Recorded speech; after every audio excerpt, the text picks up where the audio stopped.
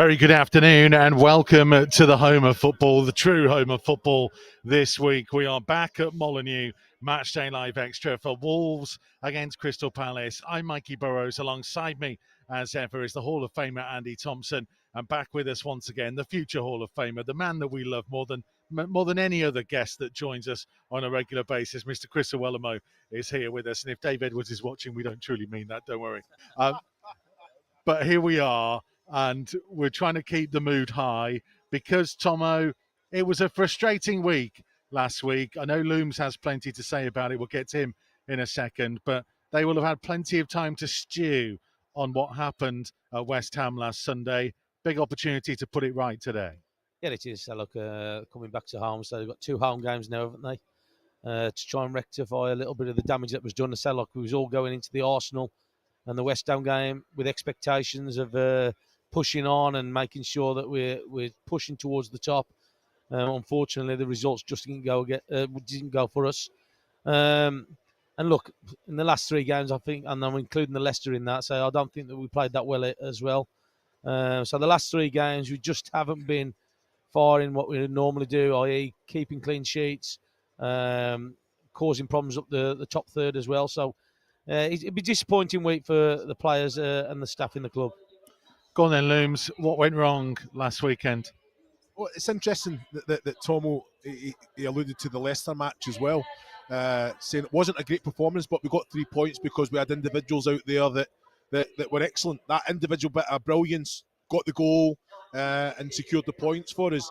Arsenal, I think like you came out with the stat, that's the first time in 46 games, was it November 2018, Cardiff, that we'd lost from winning position. Understandably so, we got the goal, the mental mindset of a player to kind of go a little bit more defensive and say, we're at the Emirates Stadium, we're going to not concede, but it's a difficult one for doing it for that period of time. The West Ham one, I've got to say, I was a little bit thrown. I can understand sports science plays a massive part in modern football, as in, red zones and players being tired, and not how they feel, but that's what the results of scientific information that's given, that's what it says. And I understand that modern football now, that the manager has to listen to sports scientists and say, okay, players, I'm going to take players out. I just felt 5, and I know one of them was forced, but big players in a game that I felt that we could have jumped West Ham. I don't think they were great.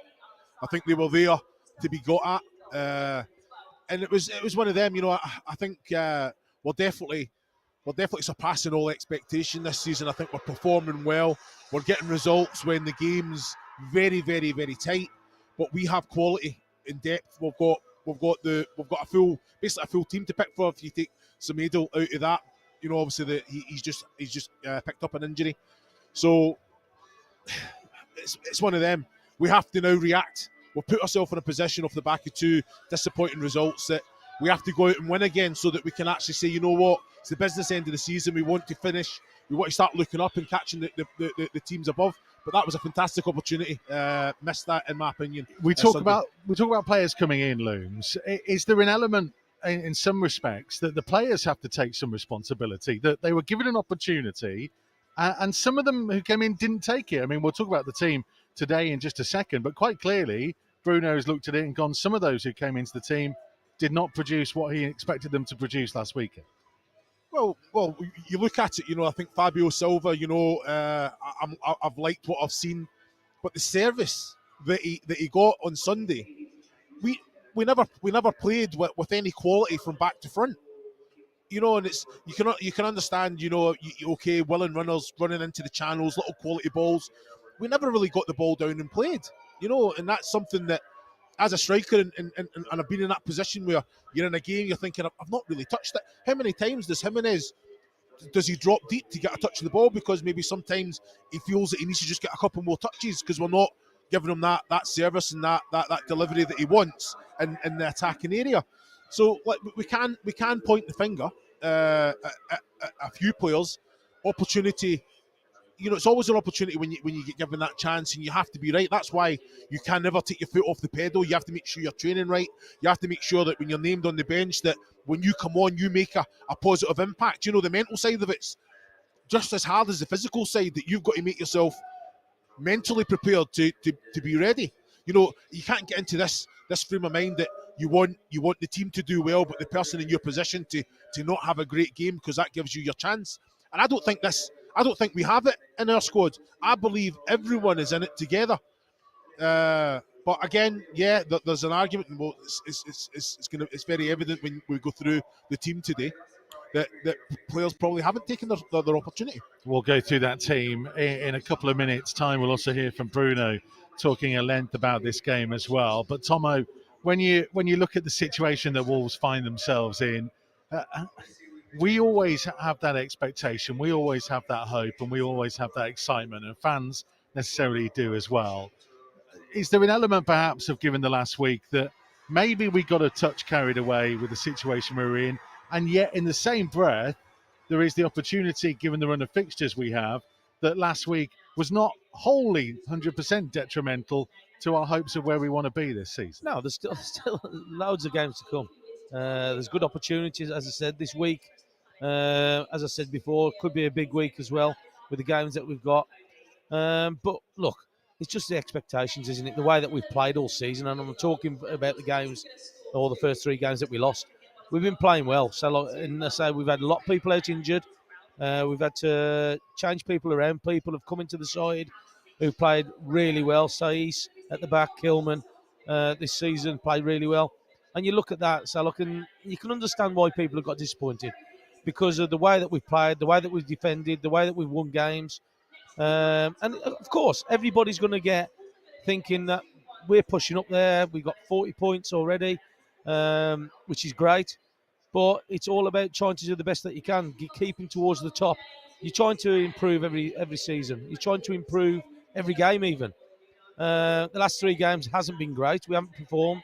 Like I said, we threw away the lead against Arsenal, but we didn't play well. Didn't play well last week. But look, these things happen. These things happen throughout the season. You're not going to play great all the time. But there's enough ability in this squad coming back into it.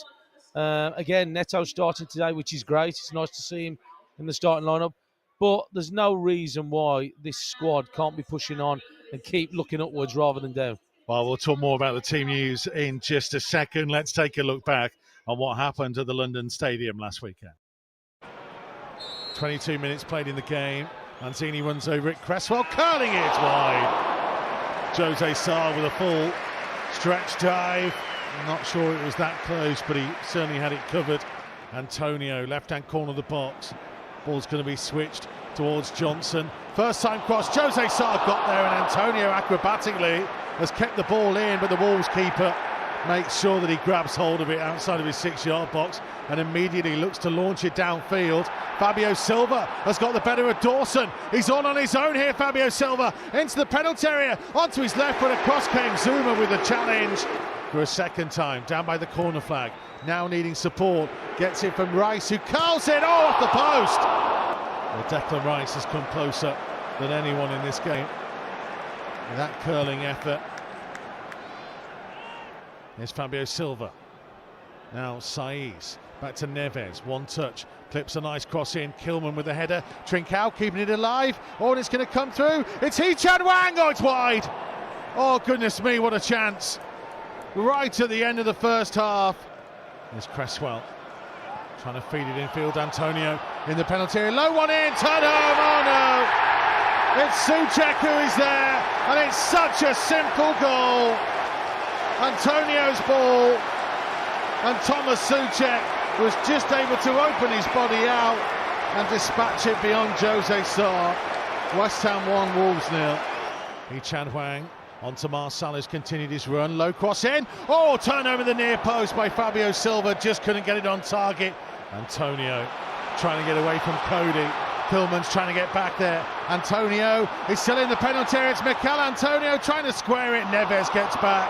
Infield to Neves. Neves fancies having a go, and it's straight into the waiting arms of Lucas Fabianski. So that was the result last weekend at the London Stadium. We'll talk more about the game here today in just a second, but we are trying to bring you plenty more from across the football club, actually. It's not just about the men's first team. There is the under-18s and FA Youth Cup action coming up this week. We'll talk about that a bit later on. And, of course, Wolves TV is bringing you live coverage of Wolves women tomorrow against Burnley. And Gemma Frith has been catching up with the Wolves women head coach, Dan McNamara. Macca, it was an incredible 5-0 victory under the lights midweek. You must be really pleased with how the season has gone with the girls. Yeah, no, it was a fantastic performance again. They never cease to amaze me. It's week after week they're turning up and producing performances like they did. I think it shows how far we've come. I think Stoke has traditionally been quite a difficult one midweek, so to keep a clean sheet and obviously come up with 5 goals was a tremendous effort from the girls. Regardless now of what happens the rest of the season, reflecting back on how well you've done so far, unbeaten, did you dream you could be in this position after promotion in the summer? Well, I can remember our interview at Compton, and we sat down, and the aim was 21 points. Obviously, we got there a lot quicker than what most thought. But listen, I always knew that the group could compete, especially with the additions that we added over the summer. And there's just something about the girls, whether the things that we've been through together over the last 3 years, they just don't know when they're beaten. So there's a long way to go. We've got 10 cup finals left, and it doesn't matter what happens. I'm proud of how far we've come in the 3.5 years I've been here. Well, I saw a lovely video on Twitter actually from the midweek game against Stoke of a whole group of young girls waiting at the end of the game to meet the players, to get selfies, to get autographs. How much of an impact does the women's game have on inspiring a whole generation of girls now? Yeah, we've talked about it over the years. The profile of the women has gone through the roof, especially here at Wolves. And as you said, it was fantastic. I think there was 20 plus girls waiting for the players at the end of the game on Wednesday night, and it's brilliant to see. We're having a big impact right across the city now, and we're having an impact on these young girls who are seeing the heroes, and that might seem a little bit far-fetched, but they do. They want to be the next Anna Price or the next Tammy George, Jade Cross. And it's brilliant to see. It makes me proud that we're having such an impact in the city, and long may it continue. That is Dan McNamara talking to Gemma Frith. What a weekend it could be for Wolves women. They are in action against Burnley tomorrow afternoon, and we will bring it to you live and free on Wolves TV. And hopefully it will be another impressive result. They are unbeaten in the league this season. If they can top the table, they'll go into a playoff for promotion to the Championship. So it could be a massive couple of weeks ahead for Dan McNamara and his staff. Of course, it could be a massive week for the under-18s. What a week for the academy. The under-23s won last night, by the way, and the under-18s are through to the FA Youth Cup semi-final for the first time since 2005. And just to let you know how long ago that was, Chris Awellamo was still an active footballer and hadn't even joined Wolves by this period. Was you ever active? I tell you what, you're harsh, aren't you? You're harsh. That is Brutal. how long it has You are been brutal. since Wolves have got to that level. So let's talk a little bit about it. Joining us is the Wolves Academies. I'm trying to get your title right, Jonathan Hunter-Barrett, Head of Coaching and Football Operations. I hope I've got that right, my friend. You're just JHB to me. That's what you've always been. You're a top man. But what an achievement, really, for not just the boys involved, but for the academy as a whole. Because, as I just mentioned, it's been a long time since the players have got to this kind of stage of the competition. No, it's certainly something terrific, and something that we're certainly proud of. I think as a group of boys that they've been with us for a very long time now. Some boys have been with us literally since under 7s and under 8s, and almost taken the full journey throughout the program. And I suppose what they do have, as individuals within the team is that they all have belief and they all have character. So like I said, it's something that we're certainly proud of, and it's a massive, massive achievement that we've been able to get so far in the competition. It's fantastic that obviously the players, the boys get credit, but the staff, the coaches, that program that they're implementing on the grass and off the grass, how vital has that been? No, I totally agree. It's absolutely essential that our program, on the field and off the field, is forever evolving. and the continuity, I suppose, and consistency of what we're actually delivering with the boys, to make them technically and tactically more aware, to make them socially and psychologically stronger, to make them physically, quicker, stronger, and obviously trying to improve them all individually. And like I said, being consistent with that for a number of years certainly helps their development. Yeah, with that in mind as well, then. So, who should we be looking for then? Who's going to make it to that next step? Because that's the biggest thing, isn't it? Listen, I think we've got quite a few boys, within that group that we've got high hopes for. I mean, a lot of our second years have now, literally all of our second years actually have turned pro. South and Scott have turned them professional, given them their first professional contract. So, the likes of Tyler Roberts, the likes of Dexter, Harry, obviously Harvey, is new into the program. Nathan's recently signed up a contract. So I think that there's quite a few boys really within the group that we've got high hopes for. John, one of the big things as well is that so many of those boys are local. I mean, you talk about Nathan Fraser. I mean, he couldn't be more local than Nathan. He's Tettenhall born and raised and from a stone's throw from the training ground. How important is that, especially to the younger kids now who are in the academy program, who will be looking at that to see boys from their area who are making it at a good level with Wolves? I mean, something that I've learned certainly in my tenure at Wolves now, my 11th season here, how important your local recruitment actually is. It's essential. It's absolutely everything to us. It's the makeup of 98% of our boys really within the programme. So it's so inspiring seeing, our under-7s and our under-8s and our under-9s, and the other junior boys really at the Molyneux watching our under-18s, get some success. So it gives them that belief, like I said, that's going to help them, so their journeys as academy players. They've obviously been on this great run. They beat Brighton last time out in the quarterfinal here at Molyneux. They're scoring goals. They are together as a group. One of the elements of it is that so many of them play together in the under-23s as well. So ordinarily, people would hear Manchester United and think that they were the overwhelming favourites. I just wondered whether you think it's probably a lot more even than many people would make out this semi-final. Yeah, possibly. Sometimes you never know until the day. But like I said, we challenge a lot of our boys within the program. We've challenged a lot of these under-18s quite early. We've given them under-23s exposure. As you said, a lot of them have already played for James Collins' side, for quite a bit this season. And I would say traditionally, that's not something that would normally happen.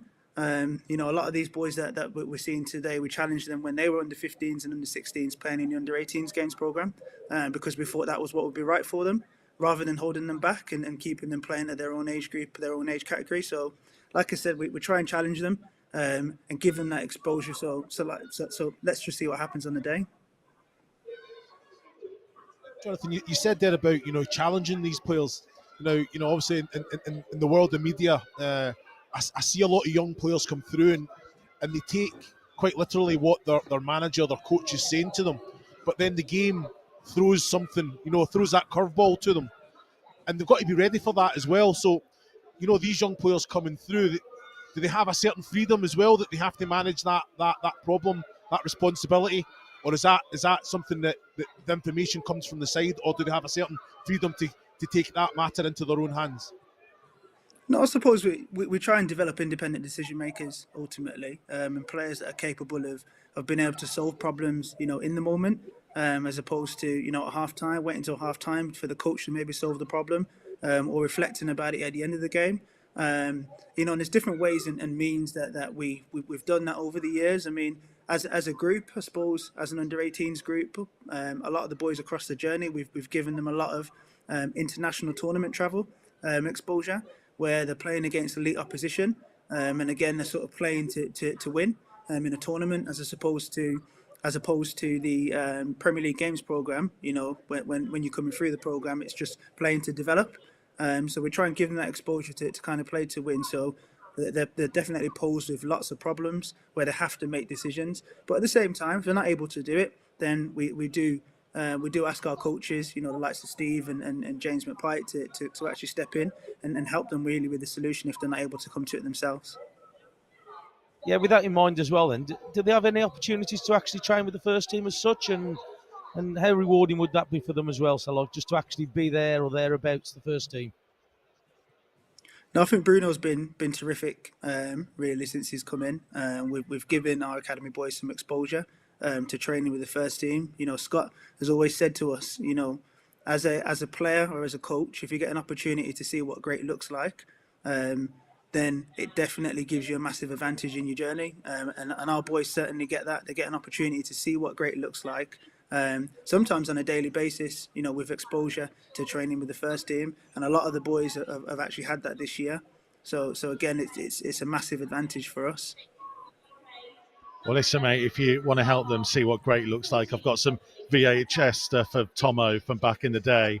If you ever need that, I mean, we might be able to put together a compilation of looms. Betamax, mate, I tell you. Well, I was trying to be kind. I'm not always mean to them, honestly. Jonathan Hunter Barrett, thank you very much indeed, my friend, for joining us. Great to see you. And hopefully, fingers crossed, it'll be a big performance and big result for the under-18s on Wednesday night. The FA Youth Cup semi-final. History potentially in the making. Wolves haven't been to the final since 1976. That is a very, very long time ago. Obvious jokes for these guys aside. Well, good luck anyway. Good luck. Yeah, some real talented young boys in amongst it. Jonathan, thank you very much indeed. Let's get back to today. Gemma Frith has the game in context for us. Now, after 2 fixtures in the capital last week, we are back on home turf here at Molineux this afternoon for Wolves v Crystal Palace, kicking off at 3 p.m. Now, we've won our last 3 meetings with the Eagles here at Molineux, and today, a 4th consecutive win would move us up to 7th in the Premier League table on a total of 43 points. But while our home form against the Eagles has been good, the reverse fixture back in November of this season was one to forget, losing 2-0 at Selhurst Park. But Crystal Palace more recently have only won 1 of their last 5 league fixtures, but they have been flying, of course, in the FA Cup, beating Stoke 2-1 on Tuesday. So they have actually had quite a few matches in the past 10 days. Patrick Vieira has had to prepare them for 4 in the past 10, which means that, contrary to last week, we've actually had a lot more recovery time than our opponents, and they might be dealing with a little bit of fatigue in today's game. But they are into the quarter-finals later this month of the FA Cup, and they're doing really well in that, so we're still going to be facing a really strong side here this afternoon at Molineux. Now, Daniel Prudence loves the goal against Crystal Palace and back in the starting 11 here today. He's actually scored against them more than he has any other side, and he scored his first Premier League goal against them as well. So perhaps we'll see another one from him here today. Well, as Gemma mentioned, Daniel Prudence is into the starting lineup, one of 3 changes from the side that started at West Ham last week. That man you can see there, Pedro Neto, starts for the first time since getting injured against Fulham at the back end of last season. And there's also Jean Martino coming back into midfield. It means that Trincao, Fabio Silva and Leander Dendoncker drop to be amongst the substitutes. Chiquinho back amongst the replacements. No Luke Cundle in the Matchday 18 today. And Willy Bolly continues in there as well. So let's get some reaction from our pundits. Tomo, I'll come to you first. No recognised striker. We understand Daniel Prudence will play in the middle in that kind of false 9, number 10, behind Neto and Hee-Chan Hwang either side. Your thoughts on that? Yeah, so I think they'll say he'll probably start off in there, but what we've seen before when they have played there, there's a bit of rotation from the 3 lads up front. You'd think that Salah Wang probably coming to that middle a little bit, Prudence coming out onto the right-hand side. I think Neto will probably stay out on that left-hand side quite a lot of the game, but I think that the other 2 would probably rotate around. But like you can see that the quality up to the front 3 has got to be good. So it's got to be to feet. It's no good just kicking it in the air to them because they're going to be strong at the back. We've got to play everything to feet. You know that they're quick. They've got great ability on the ball and movement, and that's what we've got to do. They've got to be that little bit of care up to that front man, and so that's going to be the difference from that back area of the pitch. We've just got to make sure that we get that quality up to there. And we say this most of the games. I thought that didn't really affect the game at the weekend where our fullbacks pushing on. We've got to start to cause teams problems rather than waiting for things to happen. just go and make it happen. Make sure you're pushing in there, because we've got people in there with the ability to pick people like your Nevers, your Connor Cody, who will put the ball into an area if they can see runners. And that's what they've got to do. I don't think they're effective at the weekend, but our fullbacks have definitely got to get into the game a lot more. I look at the front three and it's exciting, isn't it? You know, you think there's no real focal point. You know, I think probably Hee Chang Wan's probably the physical of the three players. But it probably gives Crystal Palace a problem. It does. The rotation, Tomo. Yeah. It's the rotation that you said. You know, I think even Pedro Neto, I don't just see him hugging one side. I think he'll float centre, come to the other side, and maybe that's something that Bruno Lage spoke to the three and says that they can all rotate. And like you say, I think Hee Chang Wan will probably be that outlet if you have to go from back to front with a little bit more quality, a little bit direct. But on the floor, all three, it's options, isn't it? Yeah. Three can stretch the pitch, three can get into behind, three can come and show. But you're spot on about the fullbacks. I think Kiana and Marçal has to be end product. We want to see them, of course, defend well, but breaking your neck to get into the attacking third, an end product at the end of it. You know, balls coming into the box, get the assist box ticking up, and get yourself in a position to get opportunities as well. On that basis, Tomo, are you a bit surprised that it's not Dendoncker in midfield? Because if there's not a central focal point, you might need somebody to be making that run from midfield to go through, and Dendoncker is the most likely of the midfield three to do that. Yeah, but I think the two lads in the middle of midfield, Moutinho and Neves, have played really well together, haven't they? And we know what they can do in there. They're very effective at closing the ball down, but also as well when they have got the ball, so look, they're going to be more effective, I think. That's why I'm saying he needs to make sure that our fullbacks are pushing on a lot better. The front three, the quality up to there, they can link in, but you know them two have got quality, and they've been exceptional this season. I think the two of them, some people writed off Moutinho, saying maybe he's getting to that age where he can't perform every week. Well, but I'll tell you what, he's coming to there and he's performed absolutely brilliant. I'll tell you what, goals we know has been an issue. Let's hear from Bruno Lage, who's been talking at length about last weekend and his side's issues with goal scoring. And finally, for me, defensively, you've been superb all season, but on the other front, you've scored fewer goals than most teams in the Premier League. I think it's just Burnley and Norwich who've scored fewer. What do you think the main reason behind that is? No, I cannot find the reason. So the reason is if we are creating our chances to score goals, and we are. So if you look, there's no many teams who have central defenders with goals, midfielders with goals, fullbacks with goals. Look, the strikers are creating chances. They don't score as usual, but also it comes from the performance of the players. When you look for the players, some of them don't have the good average in that. So season to season, they score 3-4 goals. So that's the thing. So we need to create scenarios for these guys to improve and to increase their own average. So the only secret is to continue to work. But you know, between the balance, we come to a place when you have 40 points. So when you come, and that's my idea, that's my philosophy. When I come to work with the team, I need to understand. I need to come with my ideas, but I also need to understand where these players, where this team can go with my ideas, and I cannot forget their profile. So it's a mix between my ideas and what they can give to my ideas and what they can give for the game. And we are there. I think we are doing things, small things in the different way.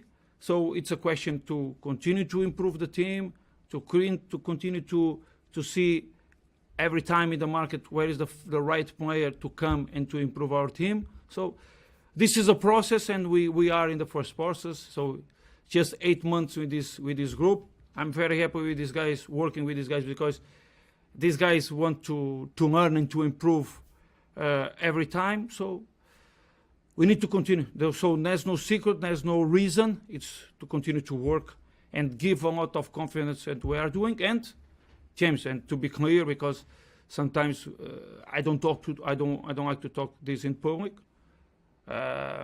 We know what we did well before and we are not doing now, especially in the defensive way. And this is the first thing I don't say in public, but I said to the players the things that we need to improve and the things we need to continue. And in the last 2 games, we don't defending the same way we defend. We concede spaces that we don't concede.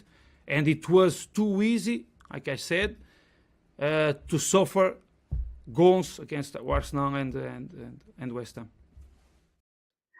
So that's Bruno's thoughts on it. The key question, I guess, then is how do they score goals today against a Crystal Palace team, Crystal Wellamo, who beat Wolves earlier in the season. They're not necessarily a side that go out too much and score too many goals themselves. They're well organised. They play a decent brand of football. They'll be in the face. They'll be difficult to beat today.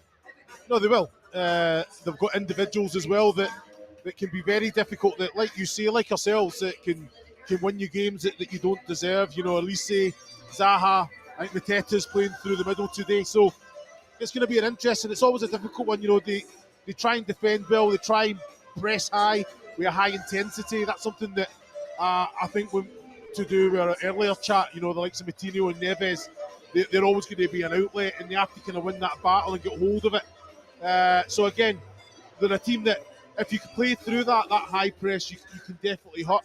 But it takes high energy, you know, from our fullbacks, pushing them back. But like you say, Neves and Coutinho are so important for us today. Don't allow them to get any foothold in the middle of the pitch, force us back. We can defend well, but we want to be on the front foot, and I think that's going to be where the battle's won or lost today. Conor Gallagher, Tomo, was a big part of Crystal Palace winning this game that we're watching now. He will be a big threat again today. Yeah, he will. So look, he's had a good season for them. So, but like, we need to be careful.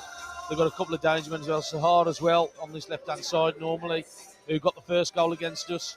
I said you just seen it was checking for an offside, but he was onside. And again, it's just making sure we don't get caught on the counter-attack. That's going to be vital, that we don't get caught one-on-one with him, especially going around that penalty area. But it's making sure that we try and defend and get up the pitch a little bit higher. I think that little bit of care has got to be done up front. I think that we've got to make sure that we take that little bit of care, especially being with the 3 front that we've got. There's no point in just keep putting it into the box with no pace on it or not looking to pick somebody out. It's got to be quality up there, and that's one of the things that we struggled with a little bit, that little bit of care and being clinical in that top third. While you look at Crystal Palace, they have won only one of their last 8 in the Premier League, 3 of 16 going further back, but only 1 defeat in the last 5. They also have the FA Cup to potentially focus on as well. So how important is today for them? From a Wolves point of view, Looms, 200 games today for Romain Saiss. What a servant he has been to this football club. And considering he struggled in his first season when he was here, he's had a wonderful Wolves time. Yes, he has. You know, I think he ticks all the boxes for me. You know, defends well, very composed, fantastic footballer, technical. You know, I think he's got a range of passing. He can go and head it. You know, he's got that kind of in-game intelligence. You know, he's got the little kind of nasty streak to him as well. You know, he can put in that strong kind of nasty challenge that you want. But in the attacking areas as well, he's a threat, isn't he? You know, he gets on the end. Some of his finishes have been outstanding and important goals as well. But he reads the game so well. He's very mobile. Like you say, he ticks all the boxes to me, Mikey. And part of the reason we're showing this as well, Tomo, is that Wolves played in this game without a recognised centre forward.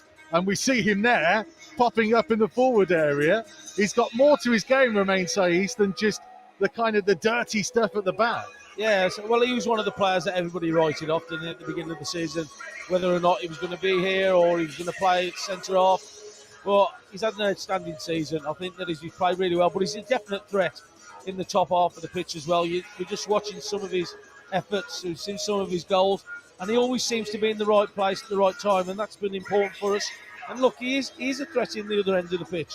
But we talk about his defending. So look, the 3 lads at the back, Kilman, Cody and Saiss, the 3 of them together, with Sarr, of course, have had an outstanding season. That's the reason. He's one of the reasons why we've had all the clean sheets. He's one of the reasons why we've played really well this season. And so, look, and you just give him his fair dues there. He's done really well. And again, we were just watching little bits of him. he's a good player from the back as well. So picking out players. Yeah, they are potentially on course for a club record for the fewest goals conceded in a top-flight season, which would be remarkable. And Romain Saiz celebrating that. 200 games up for Romain Saiz then. What do we think today? Who's going to be the key player? What's the score going to be? Looms, you can go first. Well, I think obviously the reverse result away at Palace, I'm going 2-0. And like when you with that front three, two out the three is getting a goal for me today. You know what I mean? I don't want to kind of disrespect Saiz there. I'd be delighted for him to kind of step up with a little goal, but that front three excites me a little bit. Just wait, if they've got the freedom to rotate and move. 2-0, Nike. Tomo? Yeah, I think that we're going to win. So, I think it's going to be 2-1, my usual one, where I've gone 3-1. But, I think 2-1. I think it'll be close today. But we've just got to make sure that we don't leave ourselves open. And I said to Looms before the game, we've got to look forward a little bit quicker for me from the back. We can't just keep having that passing across the back. It's great, keep possession, but I think when we're more effective, that we don't play too much at the back, we get it forward, we pick out our strikers. So I'm going to go for 2-1 to Wolves. Well, as ever, that leaves me with 1-0. So thank you very much for playing the game, boys. I fancy Ruben Neves for another goal today. Hopefully that will come off. Don't forget, full live commentary with Looms, Tomo and myself available at wolves.co.uk and on the move wherever you are in the world via the Wolves app. We'll leave you with the best of last season's win over Crystal Palace, and we'll see you for the commentary very soon. Early ball in towards Batshuayi. He puts the ball in the back of the net, but the offside flag will go up. Yeah. Palace with a swift move down the left-hand side. Well, there's that counter-attack again they've got. Cody, again, another perfect ball out to Semedo, just 10 yards over the halfway line, trying to thread it in behind for the run of Daniel Podence. Podence now trying to hang his cross towards Neto. It came off Kouyaté. Aït-Nouri to strike it. Oh, what a start to his Wolves career. Ryan Aït-Nouri arriving at the far post, meets it and fires it into the bottom corner. Wolves 1, Crystal Palace 0. Welcome to Wolverhampton Wanderers. Dendoncker forwards, Jimenez, suddenly Wolves have 3-on-3. Jimenez to the right hand side to Neto. Neto trying to lift it into the danger zone. Podence arriving, it is 2-0. Another superb sweeping move.